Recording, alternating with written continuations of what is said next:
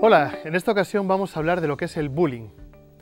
Cuando hablamos de bullying nos referimos a cualquier forma de maltrato psicológico, verbal o físico que se pueda producir entre escolares de forma reiterada a lo largo del tiempo, tanto en el aula como a través de las redes sociales.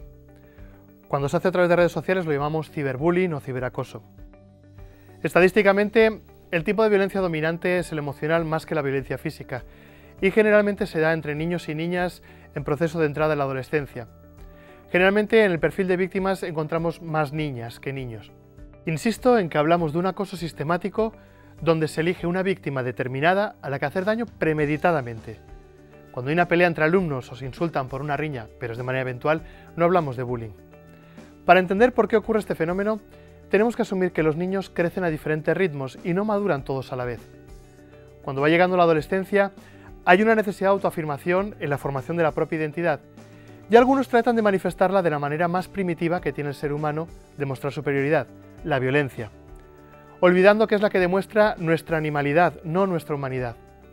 El acoso escolar puede tomar muchas formas.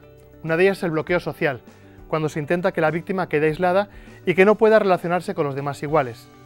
Muchas veces se hace esto poniéndolo en ridículo. Otra forma es el hostigamiento, que se consigue a través de burlas, de insultos o de motes que manifiestan el desprecio hacia la persona. Una más sería la manipulación, con la que se intenta distorsionar la imagen de la víctima de manera que dé la impresión de que esa víctima se merece el maltrato, y así hacer que más gente se sume involuntariamente al acoso o que al menos lo apoye.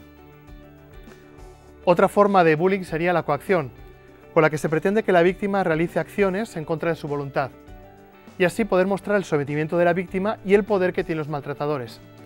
Hay que tener mucho cuidado con estas coacciones porque a menudo entran en el terreno de lo sexual. Finalmente, otra forma de acoso sería la agresión física. Insistimos en que para poder hablar de bullying es necesario que este caso de violencia sea de manera continuada. No nos referimos a una pelea casual por un enfado.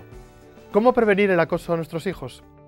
La verdad es que nunca estamos libres de que nuestros hijos se vean envueltos en un episodio de acoso escolar. Pero si trabajamos algunas conductas en ellos, es más probable que podamos atajarlas a tiempo. El primer cuidado preventivo es favorecerle desde niño que tenga o que frecuente un grupo de amistades positivas.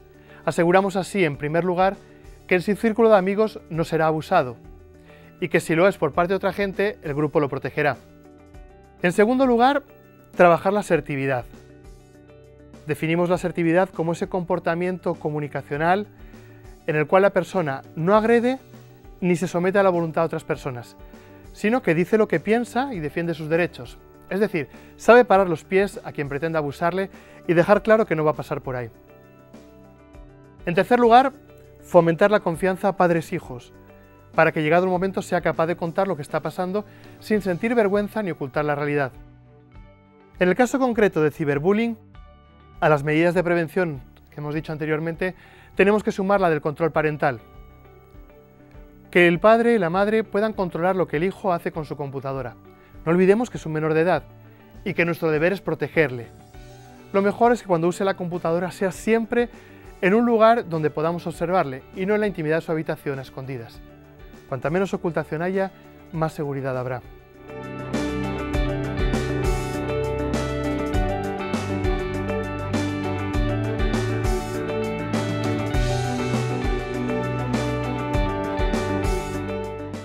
¿Cómo detectar si mi hijo o hija está siendo acosado en el colegio? La vergüenza y el miedo son características propias de la víctima de acoso.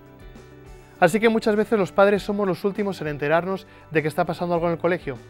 Pero hay algunas señales que nos pueden dar una pista de que algo va mal en este sentido. Estas señales son, por ejemplo, que haya cambios en el humor, que haya también cambios en el comportamiento, que se empieza a comportar de manera diferente a como lo hace habitualmente.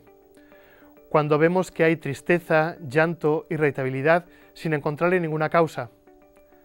Si hay trastornos en el sueño, pesadillas, o también trastornos alimenticios, de repente no come como comía antes. Si vemos que tiene algunos dolores corporales, dolores de cabeza o incluso vómitos. Y algo muy significativo, si empieza a perder de manera frecuente las pertenencias del colegio, o están rotas. También se aparecen golpes, hematomas o rasguños y él siempre dice que se ha caído. Cuando tiene faltas de ganas de salir con los compañeros o cuando se niega a ir a excursiones de la escuela. Y por supuesto si pone excusas para no asistir a clase. Cuando comienzan a darse muchas de estas manifestaciones de manera simultánea, podemos sospechar que algo raro está ocurriendo, y lo mejor es que indaguemos un poco más preguntando a los profesores, al tutor y por supuesto a nuestro hijo. Si efectivamente descubrimos que nuestro hijo está sufriendo acoso, lo que debemos hacer es, en primer lugar, felicitarle por haber tenido la valentía de hablar con nosotros y por tener la confianza de contar las cosas para intentar resolverlas. Escuchar con mucha atención todo lo que diga, para poder así manifestar nuestro apoyo y poder tener los datos lo más objetivamente posible.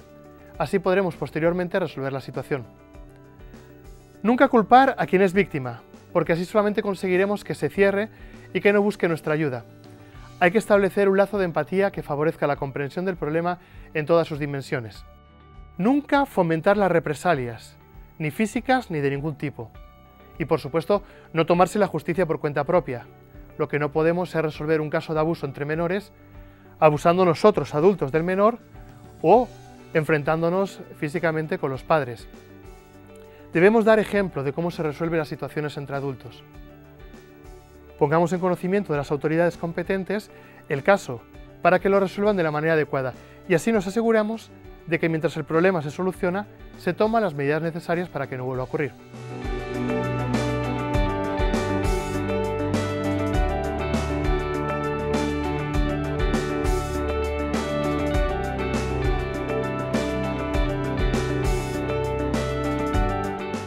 En definitiva, se trata de prevenir cuidando los ambientes en los que crecen nuestros hijos, estar muy atentos a sus cambios de conducta, especialmente en las edades en que se van haciendo más independientes y parece que nos dejan entrar menos en su intimidad, y llegado el caso, resolverlo de manera adulta y civilizada, dando ejemplo de madurez.